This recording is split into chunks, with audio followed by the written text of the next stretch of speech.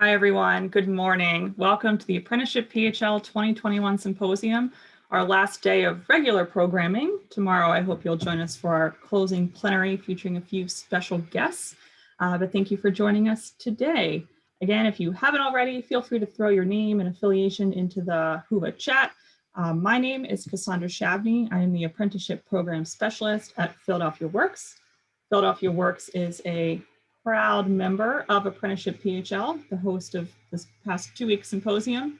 If you're unfamiliar with Apprenticeship PHL, we are a regional public-private collaborative focused on aligning and increasing regional apprenticeships and pre-apprenticeships for the benefit of our area's residents and employers. So we're primarily focused in southeastern PA, Philadelphia, and the surrounding counties.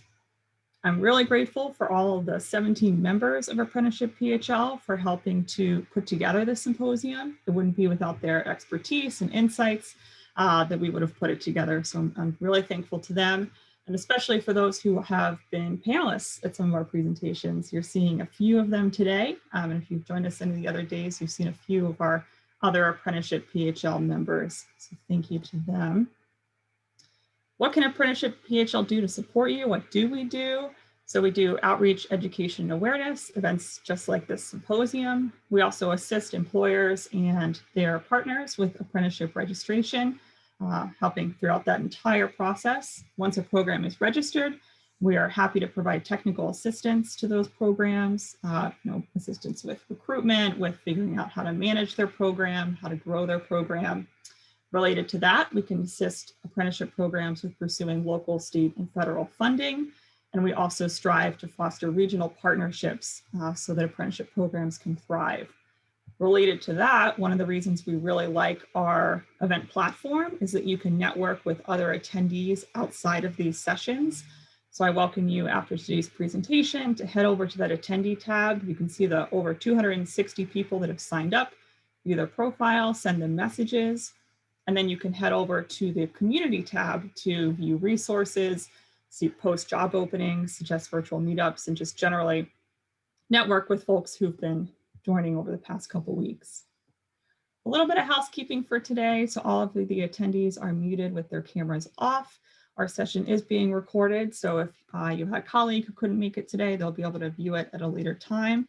I've had a few questions in my email about the recordings. We're working on getting them set up on YouTube. And once they are, we will email everyone with the link so that you can access it. And then for today, so that you can interact with the panel and with each other, please use the chat and the Q&A within Whova. We will be sure to pass your questions along to our panelists as we have time through the presentation. And then finally, after today's session, feel free to connect with Apprenticeship PHL on social media. We have a number of social media channels. I've been live tweeting all of the sessions with the hashtag APHL 2021. And then you'll see a doodle poll is linked there. And my colleague Maria is going to put it into the chat for you. If you would like to have a follow-up meeting with Apprenticeship PHL to talk more about apprenticeships, how you can become engaged, really any and all questions in any and all ways that you want to connect with us, please sign up for a 1-hour meeting. We'll meet with you and then figure out where to go from there.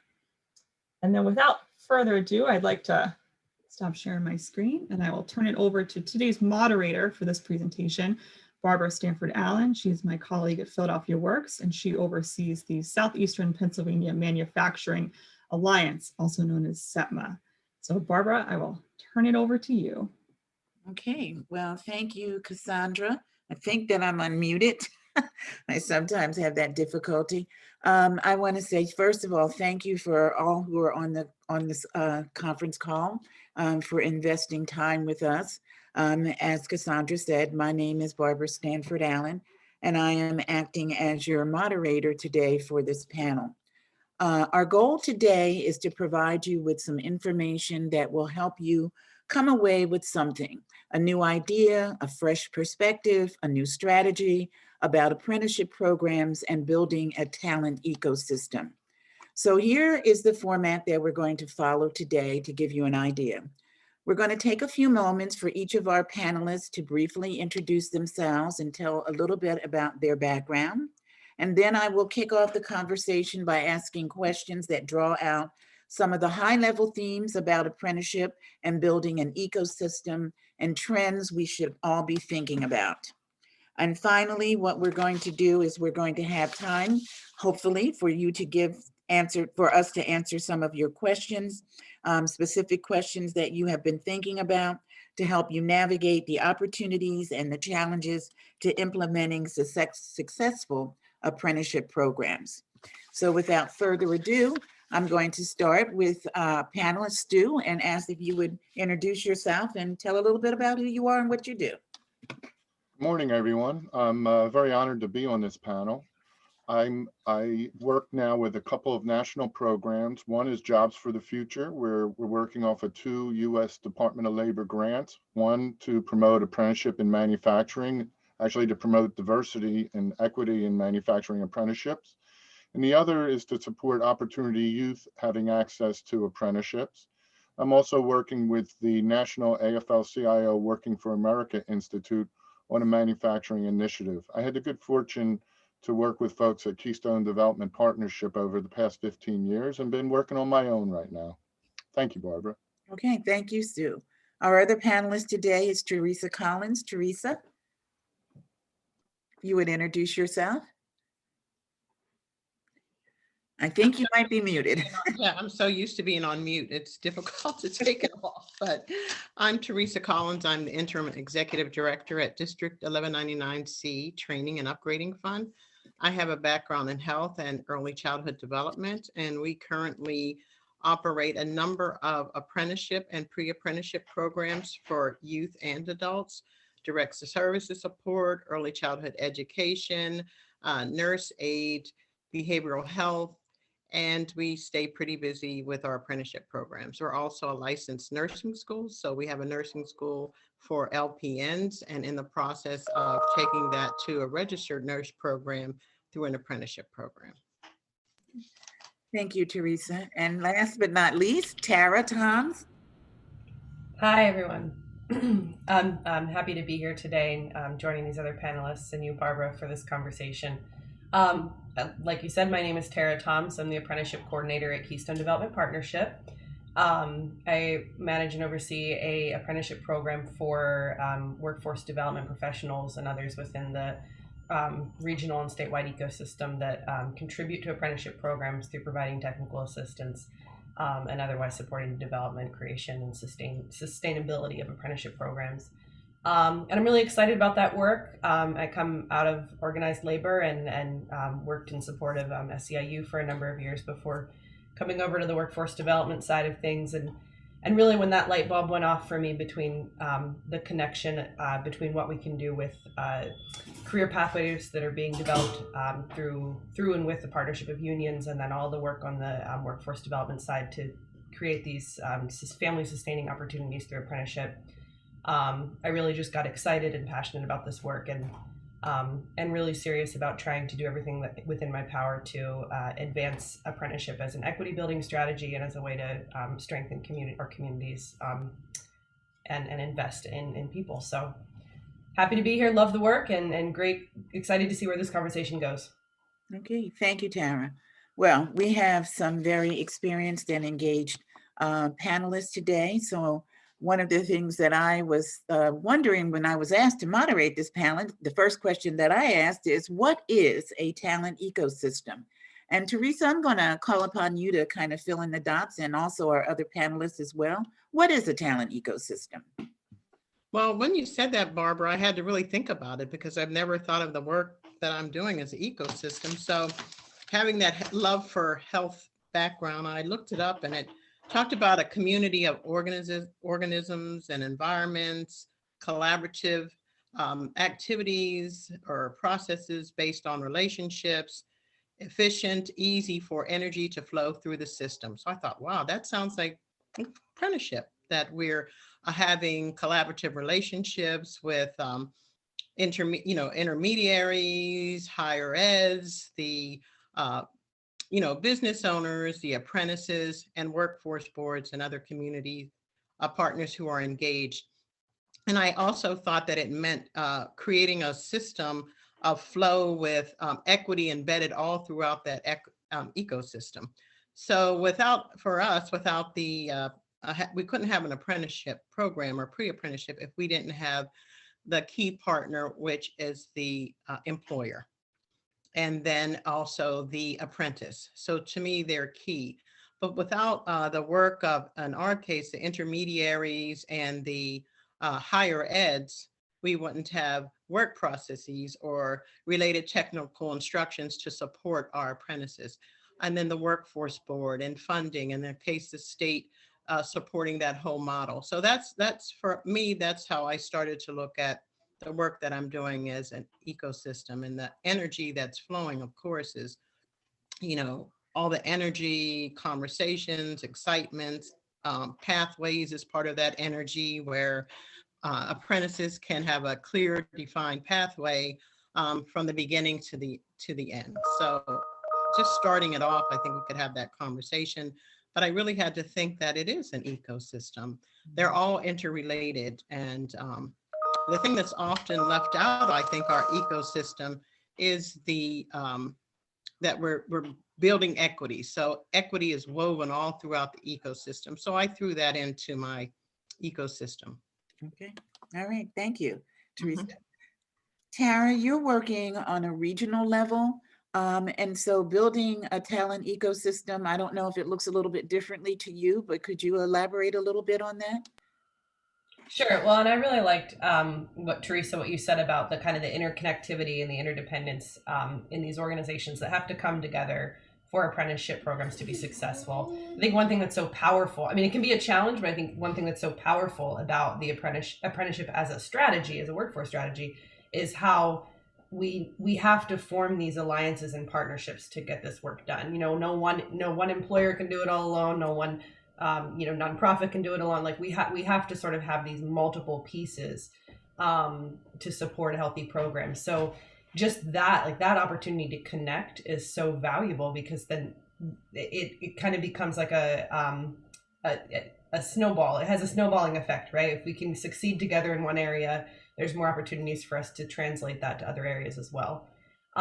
As far as the work that I'm doing with our Registered Apprenticeship Navigator program, which is an apprenticeship that helps people to learn how to develop these skills around apprenticeship building. So it's a little meta. It is about sort of infusing the front line of apprenticeship developers with that ecosystem mindset, so that they're able to go out into their communities and promote and advocate for apprenticeship where it makes sense. It's that apprenticeship isn't always the solution, but where it is the solution, we want to have people really well equipped to define what those partnerships look like, and to really promote the distinction of roles. And to me, that's really important. Is if we want to have successful programs, we need a lot of people on the ground level who understand how to define and actualize the different roles within apprenticeship programs. Okay, thank you. Stu, I know that you have been heavily involved in development of apprenticeships in the region. I'm just going to ask you, can you talk about the different models for apprenticeship? What we're looking at when we're talking about, as Tara mentioned, not all are created equal. So can you elaborate a little bit on that? Well, I really like what has been said about the ecosystem. And when you think about all the different organizations that come together to make an apprenticeship work and serve those employers to make sure that they have the candidates for their programs and the skill levels defined and the competencies defined, to create what we call, like Theresa mentioned, the work process, which includes the content of the on-the-job learning as well as the classroom learning that is referred to as related technical instruction. Well, when you think about that, there's basically 3 or 4 different apprenticeships that folks can become sponsors. And one is an individual. And when they talk about an individual apprenticeship, that means there's one employer. If it's an individual joint, that means there's a union present. And so we have an individual joint, and then we have an individual non-joint, which is a non-represented employer. When you start thinking about traditional apprenticeships, oftentimes we consider the building trades as the gold standard. And the building trades model is actually a group sponsorship. And when we think of the ecosystem, it's pretty much aligning organizations to create that group sponsorship. Even with an individual apprenticeship, you need that alignment of organization. So with a group sponsorship, you have, again, a model by the building trades is where you have a union with multiple employers. And that's called a group joint sponsorship. When you hear about those building trades apprenticeships, keep in mind that they are labor management, governed by a labor management board of trustees. So when you hear about the electricians or the plumbers or the carpenters, it often includes those contractors associations on the board, because they have to have that relationship with the employers to make sure that those graduates or journey workers coming out of those apprenticeships meet the needs of those contractors. They're on top of all the latest technology and materials, and that's how they can guarantee those wages for those apprentices, but also for those contractors to be able to do the work and not have to return. Then you also have group non-joint. This is fairly new since WIOA in 2015. And in this case, many different organizations can serve as an intermediary. And that's where this ecosystem really gets illustrated. You have examples that we have are industry associations, training providers, four-year institutions. You can have one employer put together their own group of employers within their industry sector. And then what you often have is a partnership with a training provider. That is also critical to the success of the apprenticeship. The role of the training provider is to help customize the classroom, the related technical instruction, as well as that on-the-job learning, because ultimately there's a checkoff for each of the skills, competencies that are attained by those apprentices. Wow, that's a lot. That's a lot to take in. I look at this and I'm listening to what you're all saying, and I'm seeing one key theme emerge, and that's partnership. That there, in order to, you need to have education on board, you need to have unions on board, and most importantly, you need to have the employers on board. I've also heard you mention pre-apprenticeship programs and youth apprenticeship models. Tara, can you speak a little bit to those? The youth pre-apprenticeship and youth apprenticeship models and how they work within the ecosystem?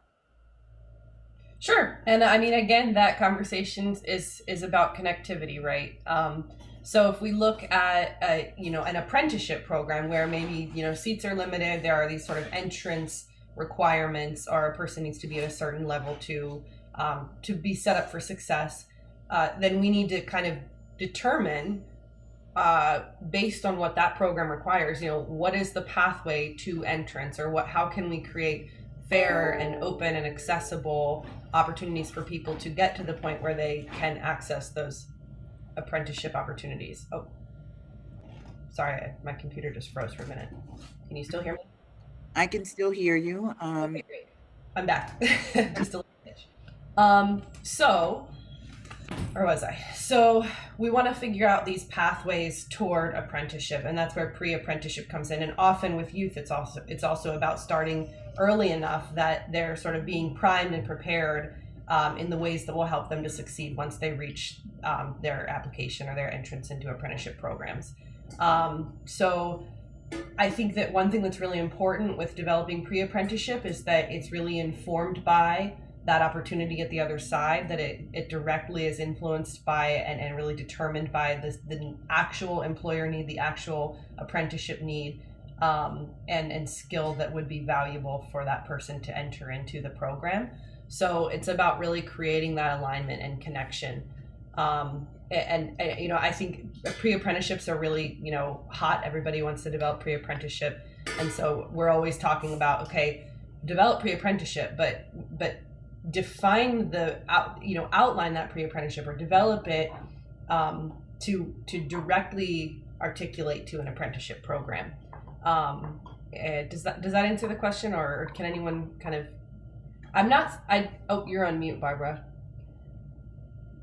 Yes, it does. And I was basically, for our audience, just trying to determine What is the value of pre-apprenticeships and how they connect to apprenticeship programs? And the same with the youth apprenticeship models, because as you mentioned, they are very hot topics right now. And I just wanted everybody to understand, as you mentioned, that there is that connectivity that needs to happen.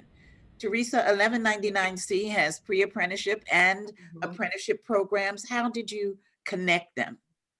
Well, I like what Tara said when she talks about the connection and relationship building, she talked about a point of entry, which is so key because we're reaching the youth. One of the things that an ecosystem does is it knows its environment. It has its pulse on the environment to know the needs of the community.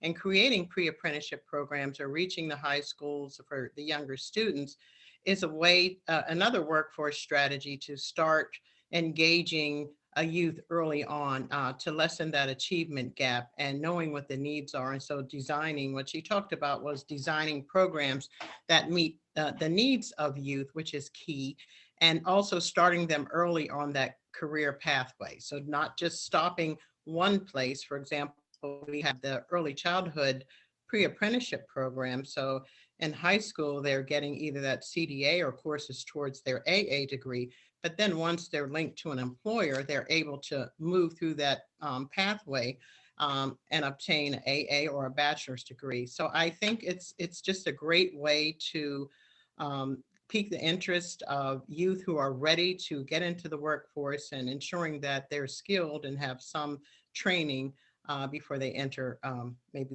sometimes their first job. Okay. I know we said I had laid out a format that we might go to questions at the end, but we're getting quite a few questions coming in through the chat on the questions that we're asking. And so one of them that's come in, and I'm going to read it now, it says, how could a high school formulate a partnership with an apprenticeship program? The partnership would allow high school students to graduate, to be streamlined. How would that work? How do they go about doing that?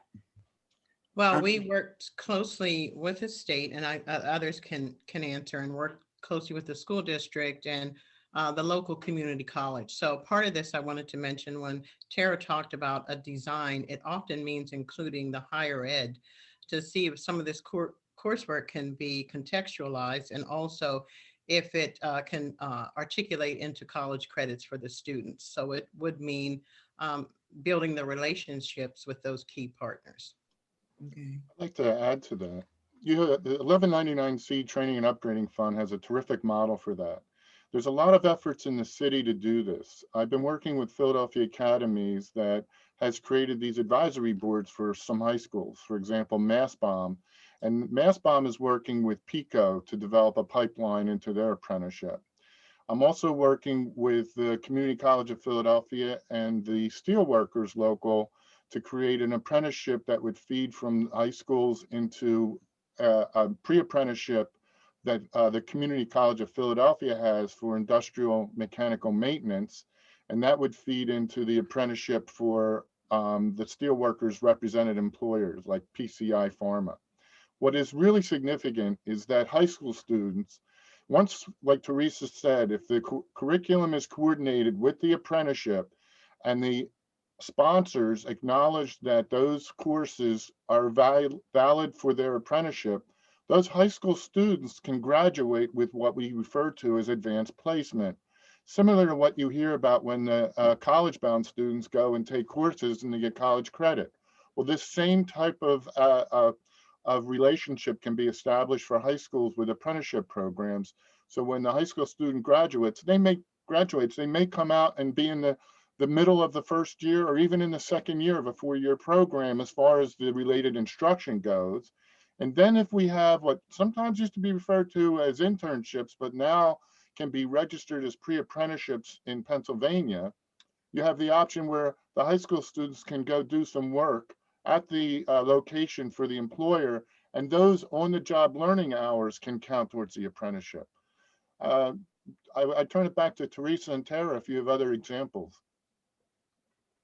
No, you gave great examples, and I think sometimes we forget the value of on-the-job learning experience or credit for previous experience. Mm-hmm. And so those are all key components as well. Okay. And then having successful articulation agreements with the universities that translate into, credit. They're credit bearing, so translate into credit for, coursework. Okay. Another question that we have, and I think it goes to sustainability. The question is, how do you establish the level of financial investment required from the various partners to ensure long-term sustainability? I'm working with our industry partnerships, and I know that that is definitely a key to our viability, that we have a way to sustain the partnership long after, I'd say, state funds or other funds are withdrawn. How do you do that? How do you determine who contributes what? Where do you leverage those funds? How do you leverage? Anyone? Tara, I'll start with you. Since I don't have anybody to volunteer. What a question. Yeah, but it's an important one, it always comes down to money. Yeah. And I mean, I will just kind of preface this by saying, or disclaimer it by saying, I don't think that, there's a one size fits all answer. I mean, this is a hard part about apprenticeship, is figuring out the sustainability piece, especially when you are looking at developing these new and innovative programs that aren't built on a joint contribution or a joint fund, right? So yeah, there's plenty of state and federal money and sources of money to access for grants, to get things started, to get things moving.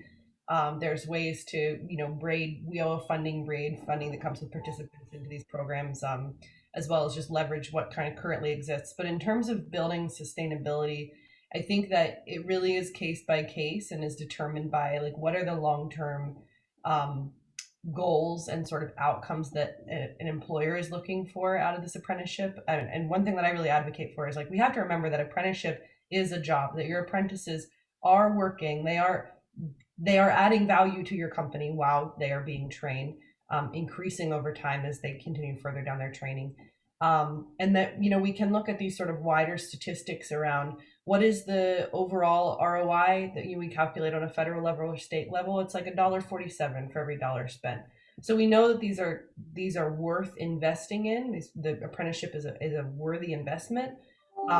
But in terms of how to kind of pull that funding in, I think it's for me, a lot of times it's making the case that this is an expense that an employer that an employer absorbs, with the expectation that it is cheaper in the long run to train and build your own staff than it is to be in a constant cycle of turnover and poor retention rates. So as a little off topic, I guess, but in terms of the money, figuring the money stuff out and sustainability, you have to have some joint contribution or some way to kind of share those expenses over time, with the understanding that is contributing to a positive ROI in other areas. Can I add to that? Because you really set it up nicely, Tara, talking about the return on investment. But I've been doing these presentations about apprenticeship for the past 5 or 6 years, because I had access to funding to help start it and offset tuition costs and all that, and curriculum development. What I found was that an employer who is only interested in the grant money wasn't necessarily had the commitment to actually really turn their work environment into a learning organization. And I want to tell you why I put that out there right now, because the employers who understand the value of apprenticeship know that they can't afford not to do it, because there's been a disconnect, and I don't mean to offend any of my college friends, my education institutions, but there's been a disconnect for what the employers need for their proprietary equipment or services and procedures. The best way to do that is to have their subject matter experts, this is part of this ecosystem and relationships, really customize the apprenticeship. And believe it or not, apprenticeships can be customized. And then what Tara has referred to as the return on investment is that there is a return, because in a 4-year program, while you keep in mind that the apprentices are working, there's a 144-hour requirement for classroom training per year, whether it's on the clock or not. That's not going to take away the productivity.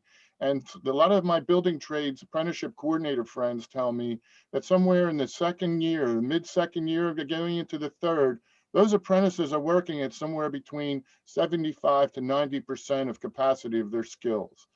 That is where the employers then start making their money back, because there's a wage progression and the apprentice doesn't start off at the full wages. They gain their increases as their skill competencies grow. So I just want to tell you that in the US, we're up against a culture shift. In Europe, you have the relationship with all the college and education is free. We don't have that here.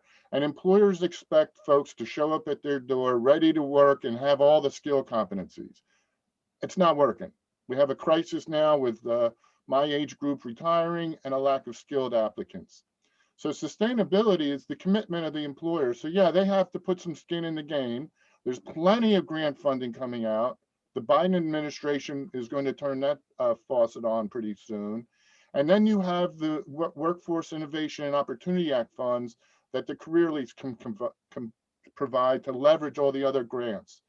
I would like to hear from Theresa, though, because the training fund represents a model where you have, that's just what's unique about your model, you have union and non-union employers that benefit from your programs, right?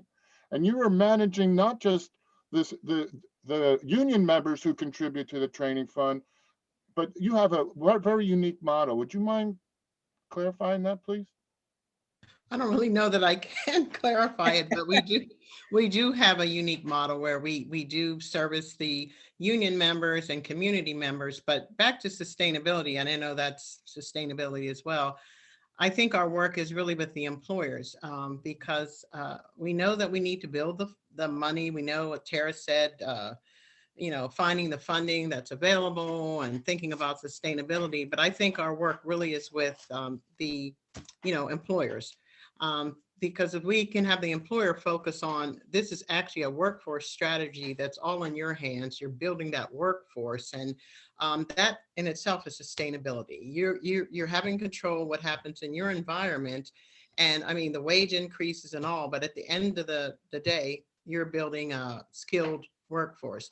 And to me, sometimes we look at it as sustainability is really the human capital, where the investment is in the apprentice or the employee, and that's really the sustainability. We know we need money, but when you're doing the work that we do on the union side and helping the hospitals and the nursing homes to really lift up their internal group of people, it increases the quality. We're building sustainability. Maybe there's more funding out there. On the early childhood piece, who some of them are unionized and some aren't. We're also increasing quality. Employers, small and large. If you have 3 employees or even 1 employee now, you can still be a part of an apprenticeship program. Increase that quality in that staff person, and then apply for other funding related to your specific area. So that's increasing their sustainability. They're able to apply for certain funding that they wouldn't be able to. So I don't know if that answers your question, Stu, because we do have a lot of apprenticeship programs, and we're working on the union side and the non-union side. But at the end of the day, it really means that piece, I think, in ecosystem dealing with the employer and helping them to be sustainable. You really did. And the idea here is that we're creating an economy of scale. Yes. Because you have all the different employers benefiting from the program. Right. There's been a tremendous amount of legwork. So thank you. Yeah, that really did create a good picture for us. Thank you. So you all raised some really good points. And I think I need to throw one more thing into this. COVID-19 has done one thing. It's actually kind of showed us some of the disparities that exist within the workforce. So I'm asking you, how can we strategically develop this apprenticeship ecosystem to address issues of diversity, representation, and equity? Stu, you use the building trades as a model, and they are an excellent model, but they've not necessarily been open to everyone. So how do we change that paradigm? There's a lot of commitment to do that. And I mentioned the fund that I'm working with Jobs for the Future, which is has a contract with the U.S. Department of Labor to promote diversity and equity in manufacturing. There's also initiatives for the building trades. And when you think about it, the best way to create access for folks of color and women to be able to enter these jobs is pre-apprenticeship and youth apprenticeship. And this has to start in the high schools so that folks going through those, through the high schools know that these jobs are careers and that I'm a welder by trade. I mean, I ended up going back to school, but I always made more money than my friends with degrees with welding. And so folks oftentimes don't acknowledge the value, plus the technical skill requirements for a lot of these trades, including mechanical and electrical maintenance. They're very high level, require a lot of high level education. So if we can prepare our high school students to have access, and at the same time align apprenticeships with community and faith-based organizations, that's part of this ecosystem. We have a supply side for recruitment and a demand side from the employers. And these intermediary organizations can help create more access to those opportunities. Okay. Theresa, you guys do an excellent job of trying to include inclusion. So what are you doing that makes it work for 1199C? Well, I always say I think this ecosystem should be woven with equity throughout the system. So the training fund has its pulse on the community. You know, because of the union side, we know about all the areas and the, you know, we address the union side, but I think that we sort of not investigate, but we do sort of like an assessment of what our community needs are. And we do outreach to those various communities. We will also make sure that people in apprenticeship are of color. So we look like many of the people that we do our outreach to. And I think that also helps, you know, and then we create programs that our communities need, who come to us, who are, you know, Black and brown, but I say all colors, Black and brown. And we try to, you know, pick some of those and try to work on apprenticeships. I had an interesting call that someone wanted a hair braiding apprenticeship program. And I thought, wow, how unique is that? A hair braiding, because in a lot of our communities, that's a big thing. But you could take it further to offer development and business development, entrepreneurship. So we try to listen. One of our things that we're successful at is listening to what our community needs are. And I think that's the equity piece. All right. Tara, do you have anything to add to that?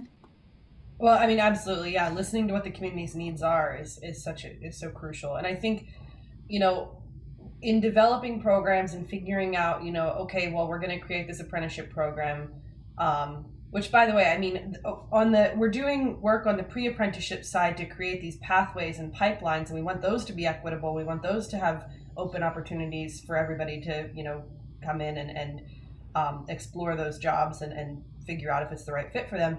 But then it's like, we have so much work to do on the apprenticeship side of things too, that once they do go through those pre-apprenticeship, that they're placed in an opportunity that, and in a work culture that is also inclusive and accepting. And so I think that, you know, the whole way through, you know, from start to finish, if we're tracking someone's kind of career pathway, at some point, you know, you have to do it. You have to make the choices and make the investment and garner the consensus and you kind of build that equity strategy, you know, determine your equity strategy and build it into the way that you develop your programs, and honestly, the way that you ensure that the culture within your apprenticeship is representative and is inclusive. I think also things like marketing materials, you know, auditing your own marketing materials, making sure that those are representative, you know, using inclusive gendered language. Like there are so many things that we can do. And actually the Women in Non-Traditional Careers group has a lot of guidance available around that stuff that is well worth checking out. Specifically, they're, you know, focused on the trades and transit and logistics and manufacturing. But, you know, regardless of sector, I think that if we want to see equitable opportunities, if we want to see, you know, advancement of people of color and women and groups that aren't typically represented in apprenticeship, we have to make sure that space at the table is held for them. And so that's really important to me. And I think it's something we all have a lot of room to grow in. Say, Barbara, could I ask a question? You certainly may. It's actually for Theresa and Tara, in that when you think about equity and inclusion in your apprenticeships, what role does mentoring have in that to really support folks coming into a new environment so that they can succeed in that environment? Do you have anything to tell us about that? Well, our model includes, we say it's coaching, we know it's mentoring for every apprentice that's in the program. So the coaching is a key component of our model. And you say mentoring, we say coaching, but it's a key component of our model. And we generally have mentors who are in the same facility and they're able to, work with the apprentice, often side by side or in another classroom or in our ECE classrooms, or mentors from the same community who maybe had the same training or even the same experience as our apprentice has. So, that's part of our model for all of our apprenticeship programs. So You all, this is a very engaging conversation, and it's like building blocks. You have to have one on top of the other. But many of you mentioned that pre-apprenticeships play a critical role in connecting to apprenticeship programs by setting out career pathways. Also, I think providing instruction for individuals, as you say, Stu, to kind of get to a level where they can be successful in these apprenticeship programs. So I'm sitting here and I'm thinking, so how do you start this? What partners are critical to begin to engage in your apprenticeship or pre-apprenticeship program? And when is it appropriate to bring them on? How do you start to do all of this work? It seems to be a lot. It's a heavy lift. And Tara, I'm going to start with you. okay. Well, and if I could just take 1 second to say that, Theresa, I agree. And thank you, Stu, for asking the question about mentorship, because I think mentorship really is like, we need to remember that the mentorship component, the on-the-job transfer from a seasoned veteran worker to a new worker, that passage of skills, that mentoring relationship is the essence of apprenticeship. It's what sets it apart. So we can't overstate the value of mentorship. And I just want to kind of add that. It's so important. I agree. We have career navigators. It is most important. Yes. Yes, absolutely. And we need to make sure those mentors are getting, their support and training, and compensation for that. So in terms of where do you start, I think where you start depends on who you are, right? If you're an employer, reach out to ApprenticeshipPHL, reach out to another intermediary or navigator or somebody within your networks who can direct you in the right kind of initial sort of planning ideation phase starting up. You need to identify what occupation you're training for, and you need to figure out what your related classroom instruction will look like. So if you're looking at being a sponsor, if you're an association or another organization looking to kind of bring a group sponsorship together, then you start with, you might start at looking at, again, what occupations and what employers are in need, doing some sort of analysis and needs assessment.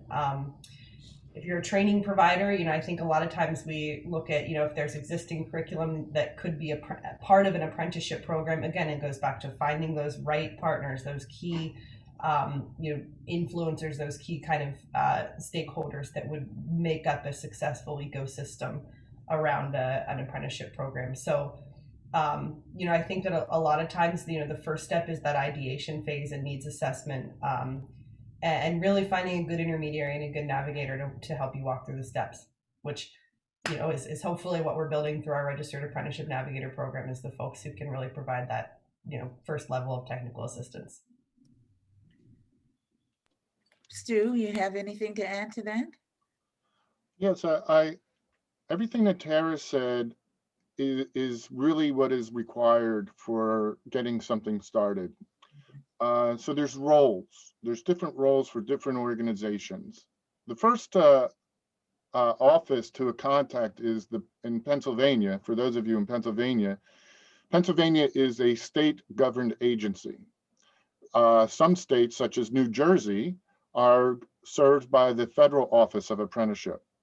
So probably the first step is to contact the Pennsylvania Apprenticeship and Training Office, and we have a wonderful new director there named Tara Lowe. Her predecessor, Eric Ramsey, I worked with him. He only, if you think about it, the Office of Apprenticeship only started in 2016.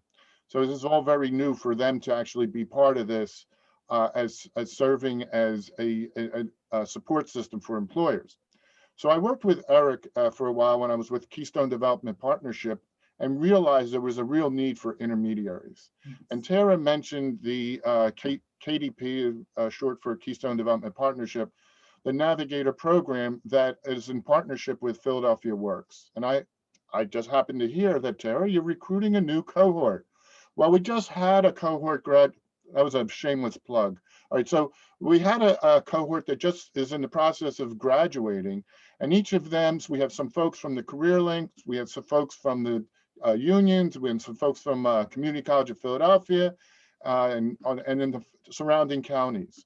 So I would recommend folks, like Tara said, get in touch with Apprenticeship PHL, because really the first thing to get started is to understand that it takes a commitment from that employer to be able to work with all the different organizations that create this ecosystem.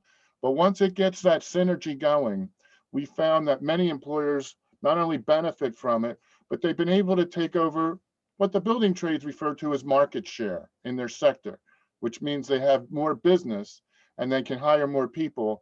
And then lo and behold, right now, the funding is bipartisan. So we can expect that funding to be flowing, and there's available funding to help start programs that Apprenticeship PHL and as well as Tara and the navigators can help sort out for you. Well, thank you. I know that many of my employers in my partnership have benefited from your working with them and then being able to create apprenticeship programs within their organizations. So, and you took away my last question there, Stu, which was about basically, no, it's okay. What networks do we want to tap into? So I think that we've kind of come almost full spectrum. So I'm going to ask the hard question, which is, where do you think our region is with respect to apprenticeships growing over the next few years? And how do we get there? What do we need to do to grow the apprenticeship programs, developing the ecosystem within our region? Don't everybody be afraid to answer at once. Okay. Theresa? I knew you were going to ask me, but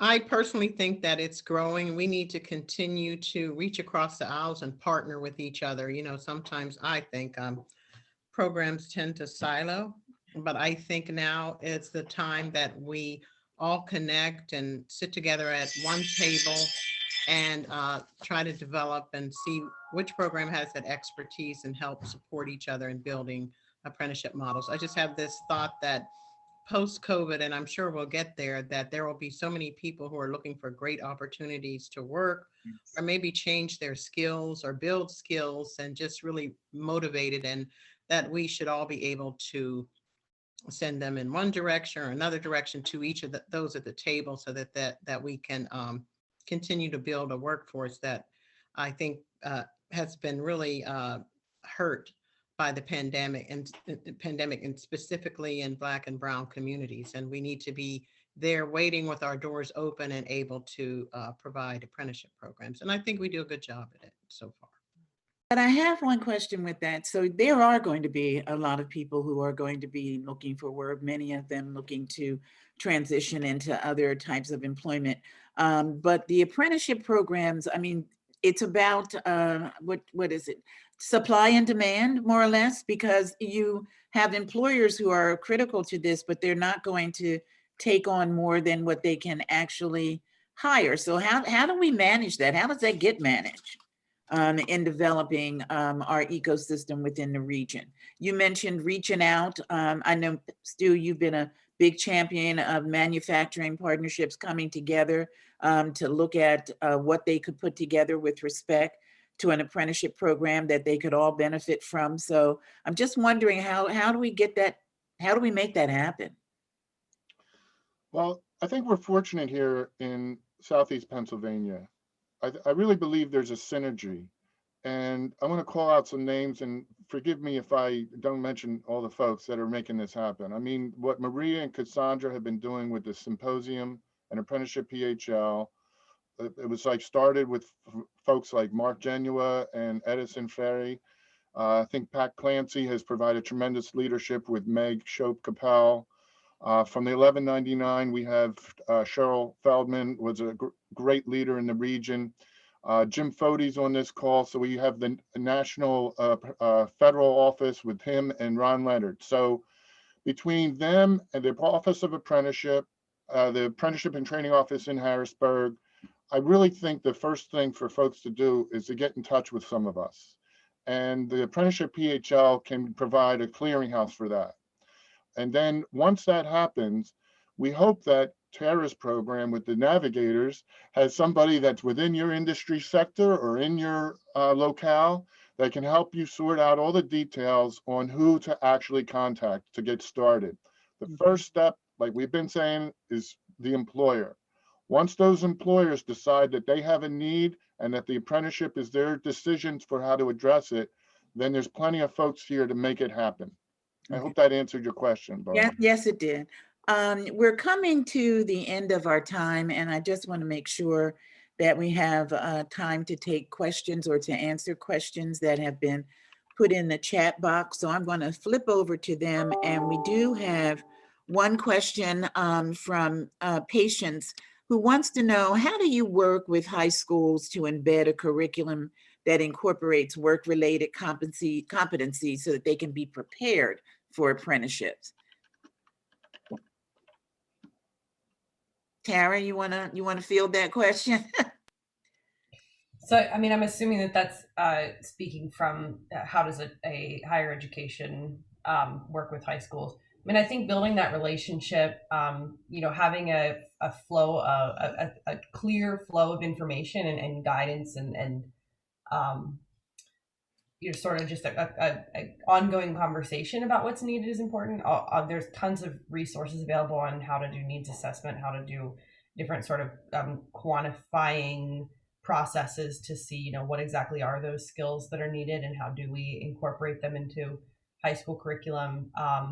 But I think like with a lot of this stuff, I think, I don't come from the high school background, in that side of things. So I don't know exactly all the ins and outs of that system, but I do know that it is extremely valuable and important to build strong partnerships, strong relationships, ongoing open lines of communication, and to really talk about, why is this a shared priority? I'm a huge advocate for finding ways to highlight the commonality between organizations and what their goals are, and I think that is really important when you think about kind of organizing organizations around apprenticeship, is everybody kind of coming to the table and looking for their shared wins and their sort of their stake in this work, and then really making a commitment to be flexible and agile and creative in the ways that they address those challenges together.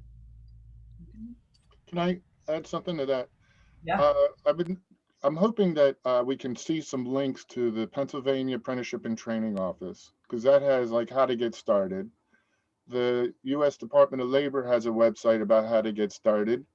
And then Jobs for the Future, that works closely with the Department of Labor, has a lot of courses now on how to actually get to learn about apprenticeship speak. I've been trying to do a little bilingual thing with apprenticeship speak and for the rest of us. And there's a lot of resources there to help get started. Teresa, did you want to add anything to that, or? No, go ahead. You're fine. Okay. So if there was one piece of advice or takeaway that you could give our audience about apprenticeship, and I'm going to ask each one of you to kind of answer that question, what would it be? And Theresa, I will start with you this time.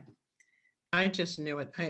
I just think apprenticeship is a way to rebuild and build the workforce and to support communities, and it also will lessen debt. I mean, that's a longer story, and lessen the achievement gap for many of our, employers, Okay. employees. So. And Tara, what would your one wise words of wisdom be? Take away? Oh my. So, I hope this comes across the way that I intended to. I think it is important for those of us who are, organizers of organizations, leaders within our organizations, looking for our role within this apprenticeship ecosystem. I think it's important for us to remember that no one individual organization can play all of the roles. So with that in mind, define and determine and kind of take up the mantle around your unique position and your unique role and your unique offering to the apprenticeship system. Whether you're an employer looking to hire apprentices, a training provider looking to develop that good, salient relationship around your curriculum. I think that it's really important for each of us who want to interact with apprenticeship as a strategy to define what it is we do and don't do. And so where do we need help? Where do we need to fill in gaps? Where do we need to build capacity? And what capacity are we offering? And I think in that, making that internal commitment within your own organization to build capacity, whether that's sending somebody to the navigator training so you have an internal person with that skill set developed, which you can, side note, contact me if you're interested in that, to whether that's, adjusting your current, offering your current curriculum to accommodate what an apprenticeship is asking, whether that's developing a wage scale and kind of codifying apprenticeship into your collective bargaining agreement or your work as an employer to, kind of build that culture of learning. I think that it is so important for us to define our role, determine our role, and commit to it.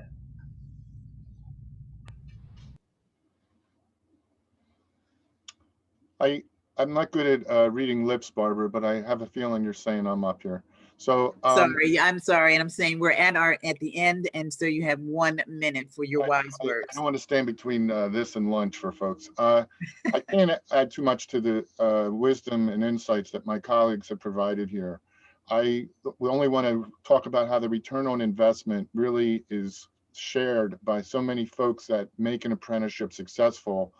And we shouldn't lose sight of that apprentice, because it could be a life-changing experience for them, as well as a benefit to the employers, to the training providers, and the community. Thank you. I want to thank you all. I tell you, I have learned a lot about apprenticeships. I hope that our audience has as well.